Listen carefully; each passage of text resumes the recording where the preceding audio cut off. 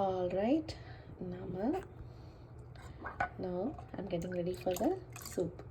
இது வந்து நான் பண்ணலை, இது வந்து ஜஸ்ட்டு பவுடர் எடுத்து போட்டு தண்ணியாக விட்டேன், அவ்வளோதான். அது என்னோடய ரெஸ்கியூக்கு வந்து கிங்ஸ் வெஜ்ஜி சாஸ்ன்னு இருக்குங்க சூப்பு. அந்த வெஜ்ஜி சூப்பை பவுடரை போட்டு தண்ணியை விட்டு கலக்கினா இந்த மாதிரி ஆகிடும். இல்லை நான் கஷ்டப்பட்டு வந்து எல்லாத்தையும் அரைச்சி நான் வந்து சூப் எடுத்து அந்த சூப்பை தான் நான் பண்ணுறேன்னா பண்ணிக்கோங்க, இட்ஸ் ஃபைன். எனக்கு இது போதும் இன்றைக்கி. I'm okay with using the powder. நான் எவ்வளோ குயிக்காக ஆனமோ அவ்வளோ குயிக்காக பண்ணணும்னு பார்த்தேன். ஆல்ரெடி வெஜிடபிள்ஸ் கட் பண்ண அவ்வளோ டைம் ஆகிடுது. ஆல்ரைட், ஸோ இந்த சூப்பில் வந்து ஜஸ்ட்டு உப்பு பெப்பர் கொஞ்சம் ஜாஸ்தி போட்டேன். அதுவும் என் ஹஸ்பண்டுக்கு வேண்டி கொஞ்சோண்டு இந்த பெப்பரும் போடுறேன்.